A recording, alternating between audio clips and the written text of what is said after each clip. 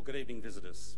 Welcome to the Australian War Memorial's Last Post ceremony, which this evening commemorates the centenary of the Battle of Beersheba. My name's Richard Cruz, and joining us today from the Australian Army is Brigadier Christopher Mills, Head of the Royal Australian Army Corps.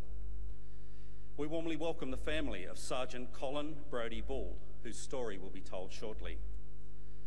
We're honoured to acknowledge His Excellency Mr Chris Seed, High Commissioner for New Zealand, Major General Gus McLaughlin, Commander Forces Command, Major General the Honourable Justice Greg Gard, representing the 4th 19th Prince of Wales's Light Horse, Major General Ian Spence, representing the 12th 16th Hunter River Lancers, Lieutenant Colonel Adam King, Commanding Officer of the 12th 16th Hunter River Lancers, Major Brendan Allen, representing the Commanding Officer of the 4th 19th Prince of Wales's Light Horse, Warrant Officer Class 1 Peter Swinfield, Regimental Sergeant Major, Royal Australian Armoured Corps, and Mr John King, State President, ACT State Branch, the Returned and Services League of Australia.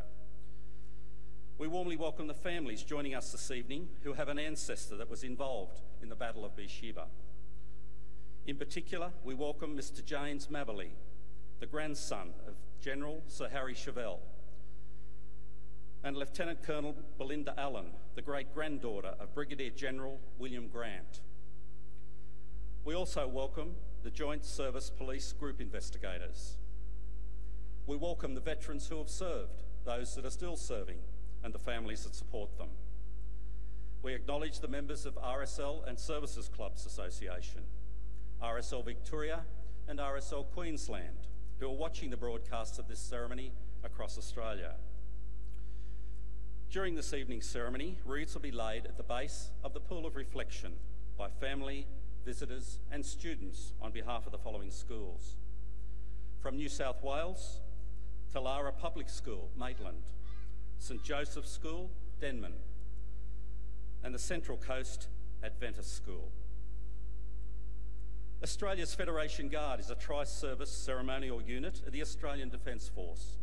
They provide a ceremonial presence at civil and military events and during visits to Australia by foreign dignitaries. Today marks the 100th anniversary of the Battle of Beersheba, and to mark this significant occasion, Australia's Federation Guard will be joined by the representatives of the Royal Australian Armoured Corps, who will parade their standard and guidons. The standard and guidons are the colours of the Royal Australian Armoured Corps, which represent the history and battles fought by those regiments. This is the first time the standard and guidons have been paraded together since the centenary of Army celebrations in 2001. The Royal Australian Armoured Corps' history is linked with the Australian Light Horse Regiments, who played a pivotal role in the success of the Battle of Beersheba. These regiments were mounted troops with characteristics of both cavalry and mounted infantry, who served in the Second World War and the First World War.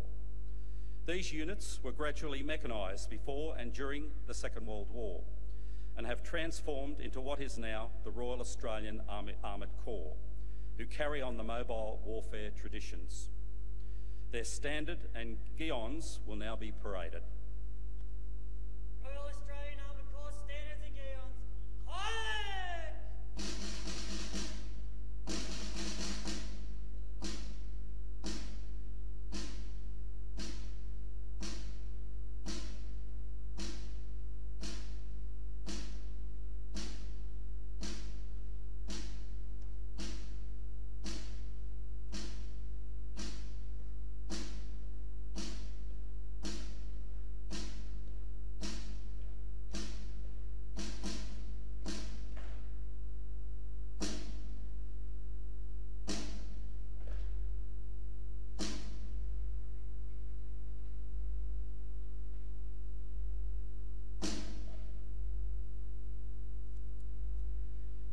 Paraded today is the 1st Armoured Regiment Standard and the guidons of the 2nd, 3rd and 4th Cavalry Regiments, the 1st, 2nd, 10th, 14th, 15th and 16th Light Horse Regiments, the 4th 19th Prince of Wales's Light Horse, and the 3rd and 9th South Australian Mounted Rifles. The 4th and 12th Light Horse Guions are part of the Battle of Beersheba commemorations currently taking place in Israel. Additionally, wreaths in Corps and Regiment colours will be laid during the ceremony by representatives on behalf of the Royal Australian Armoured Corps, the 4th 19th Prince of Wales's Light Horse, the 12th 16th Hunter River Lancers, and the Regimental Sergeant Major of the Royal Australian Armoured Corps will lay a sheaf of wheat in recognition of the horses that perished in the charge. Australia's Federation Guard will now dismount the catapult party from the tomb of the unknown Australian soldier.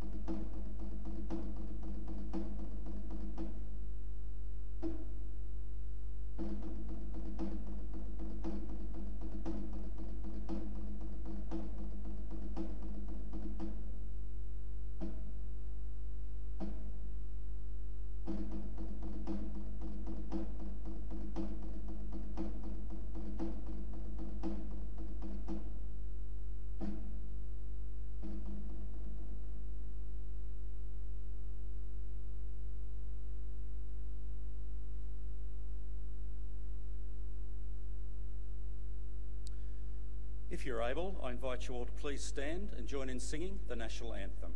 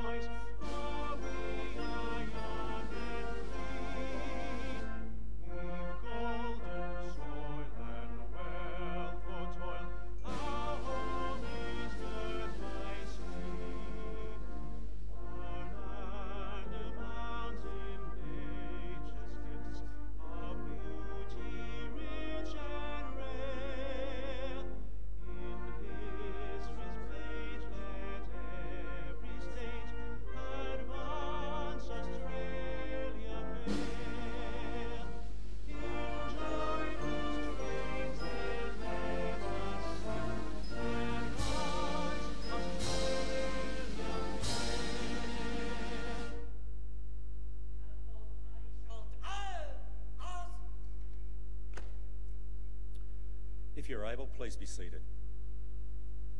I would I'd now like to invite Dr. Brendan Nelson, Director of the Australian War Memorial, to address you.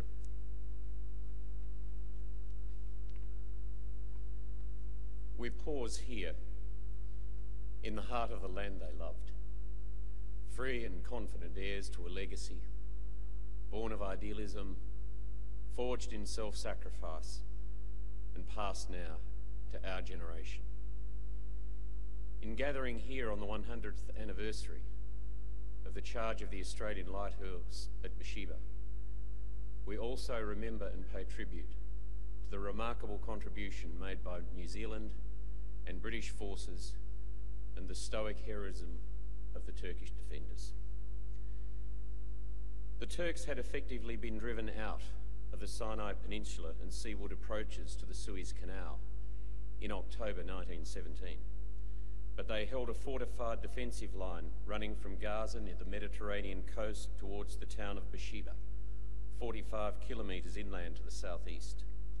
Any Allied advance into central Palestine was blocked.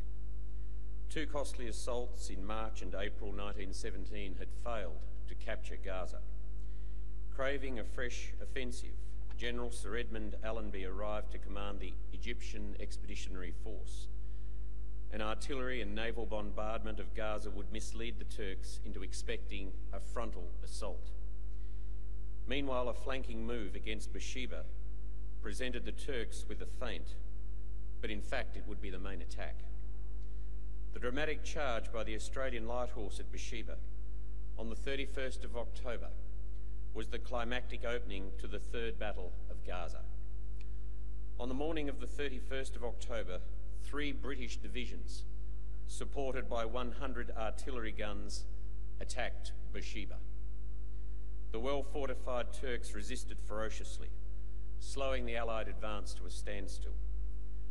By mid-afternoon, it was obvious that the town had to be taken before sunset or face failure for lack of water. Beersheba's 17 wells were deep.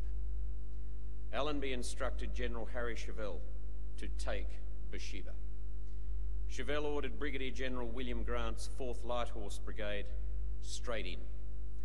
The New South Wales 12th Light Horse Regiment would take the town with the relatively untested Victorian 4th. In lengthening late afternoon shadows, one of history's great cavalry-style charges was about to take place. But these were mounted riflemen, no swords, no lances. Some slung rifles over their backs, riding bayonet in hand. Others couched rifles beneath their arms, bayonets fixed, stock braced against the thigh.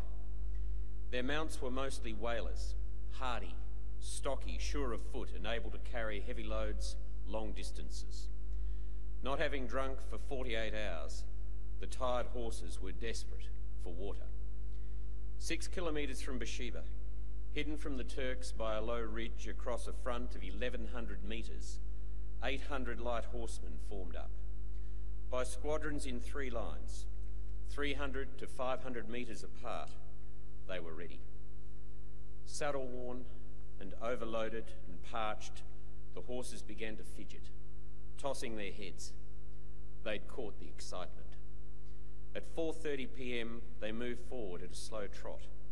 Cresting the ridge, the formation tightened and began to canter. A kilometre on, they were in a gallop, 5 metres apart. 2 kilometres from the town, it was on. A reckless, headlong charge down the long, gentle slope to Beersheba. The thirst-crazed horses pinned their ears and flared their nostrils. Eyes widened, heads outstretched, mouths frothing, tails flowing. Turkish rifles, machine guns and artillery opened fire. Bullets twitched the horses' ears. Horses and men at the front fell. Expecting the light horse to stop and dismount to attack, the Turks held most of their fire until it was too late. As the first wave approached the trenches, the Turks opened up with everything, including grenades. The official historian Henry Gullett described the light horse sweeping over the deep, wide trenches like steeplechasers. As they did, Turks slashed at the horses' bellies with bayonets. Some Australians dismounted and fought in savage, hand-to-hand battles. Others rode on into Beersheba. By nightfall, the town, wells, reservoirs and ammunition dumps were captured and horses watered. The Australian light horse had ridden not only into Beersheba, but to history.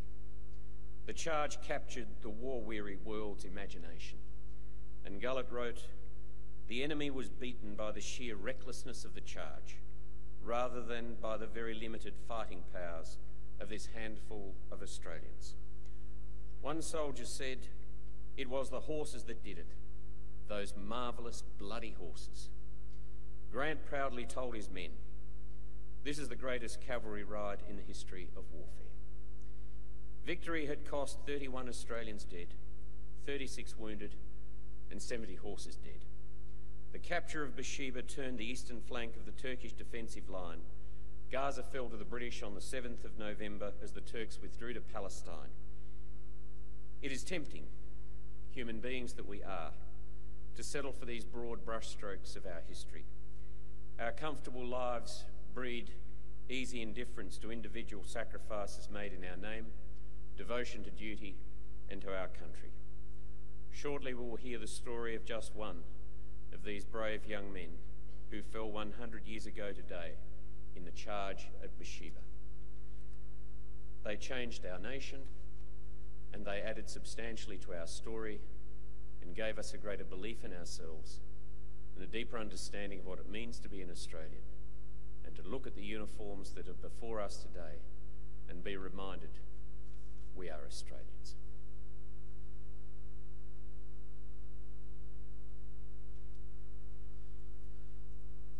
Thank you, Dr. Nelson.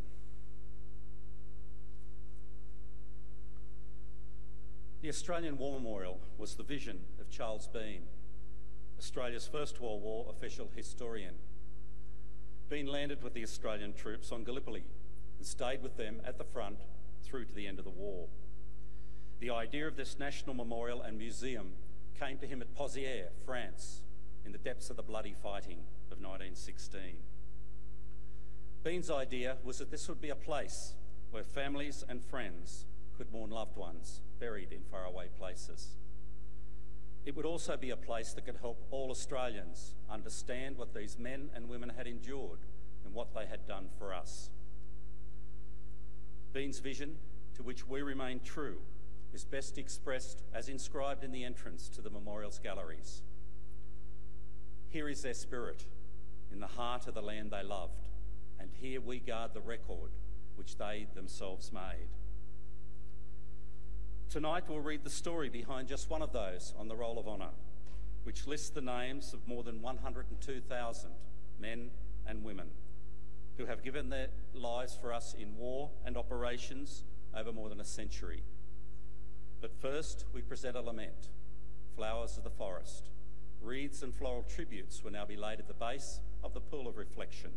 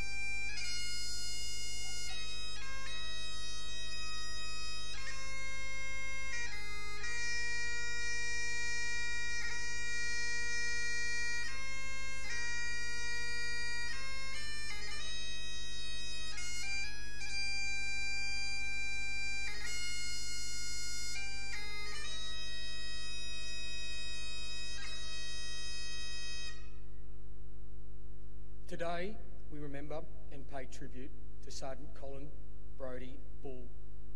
Colin Bull was born in 1896 in Burwood, Sydney, to Joseph and Annie Bull. He grew up in Sydney and attended the Fort Street School. While his parents later recorded that he became a clerk, when Bull enlisted in the Australian Imperial Force in May 1915, he gave his occupation as drover. This and more than 4 years' experience in the local Light Horse Regiment saw him accepted for service in the 12th Light Horse Regiment in May 1915. Whether or not Bull worked as a drover is unknown, but his mates in the regiment were under the impression that he had worked as a bookmaker's clerk in Sydney before the war. 5 months after Colin enlisted, his older brother Clifford also signed up, serving with the Field Artillery in France. Colin Bull underwent a period of training in Australia before leaving Australia on the troop ship Runic in August 1915. He was first sent to Egypt before reaching the Gallipoli Peninsula in November 1915. He had arrived long after the major offensive actions were over, and within 5 or 6 weeks, the evacuation would be well underway.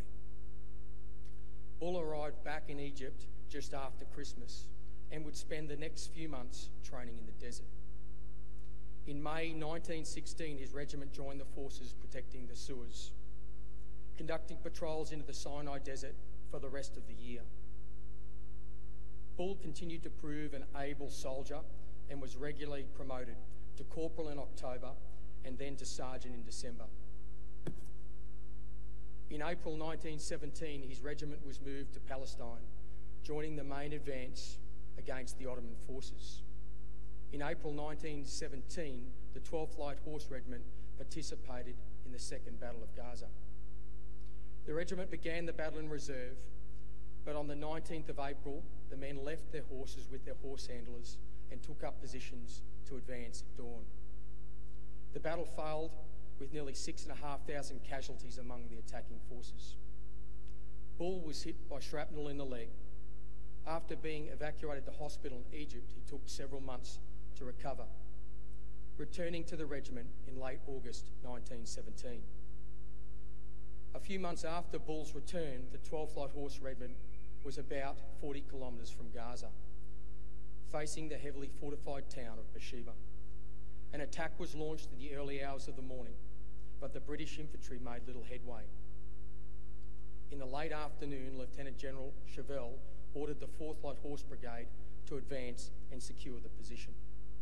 The 4th and the 12th Light Horse Regiments charged to the Turkish trenches at a gallop. Famously, the surprise tactic worked.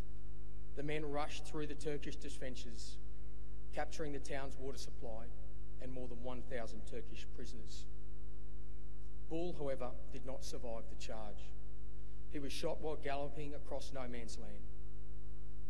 Lieutenant Ralston of the 12th Light Horse Regiment wrote to Bull's parents to say, "It will be a relief to you to know that he never had to go through the most awful horror of a battlefield, lying crippled and praying for death." He added that Bull's loss was deeply felt by all his old comrades. "The last I saw of him was offering to bet a corporal that he would beat him in the gallop to Beersheba. I had just told the troop that we were to charge the position and take it at all costs." Ralston finished his letter by writing, "Your son, to my mind, has the right to the greatest title it is possible to give.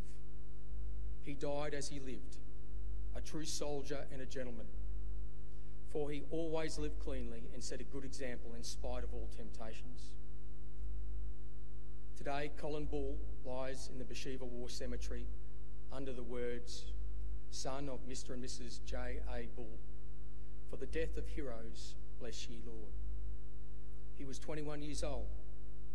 Upon learning of the death of her son, Annie Bull wrote to her other son, Clifford, to tell him of Colin's death. "You know, I loved you both too much, and to think I can never see that dear face again seems almost too much to bear. They say time will heal the blow, but I cannot understand that now. I just feel I want you home."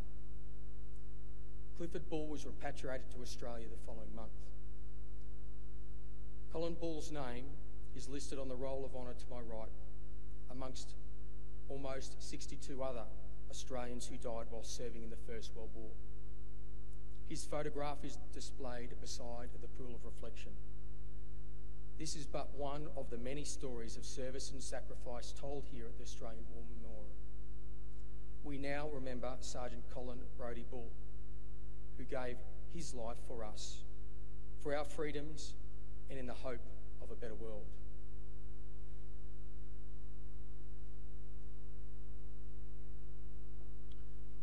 If you're able, please stand for the reading of the ode and the sounding of the last post.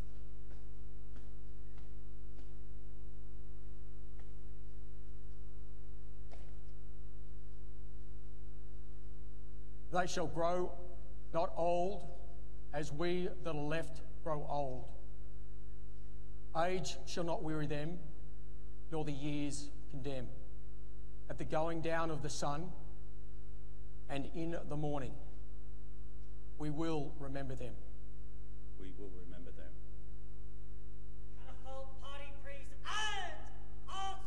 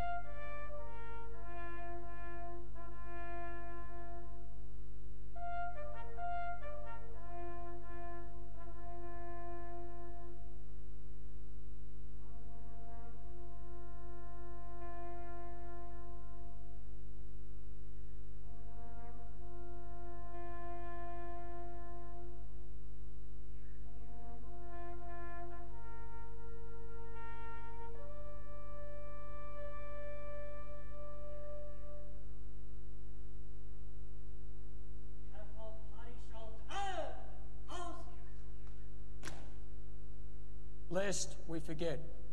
Lest we forget.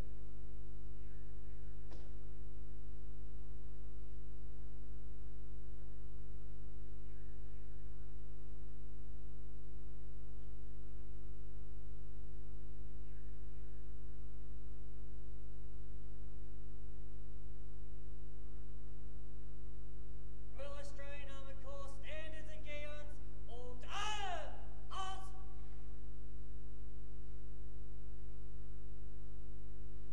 Catapult party out, arms, turn. Catapult party, arm, out.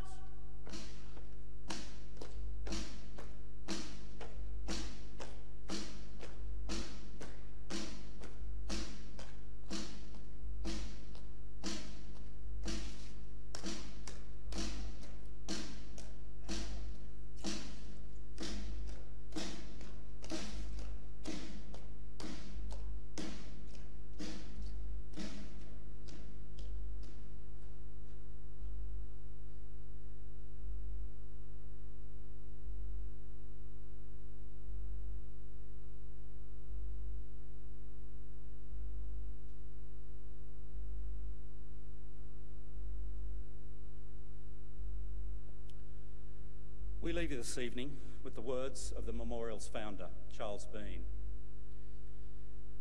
Many a man lying out there at Pozières or in the low scrub at Gallipoli, with his poor, tired senses barely working through the fever of his brain, has thought in his last moments, well, it's over.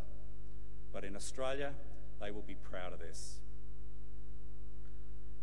Ladies and gentlemen, girls and boys, that concludes this evening's last post ceremony. We thank you for visiting the Australian War Memorial and wish you all a very good evening. Thank you.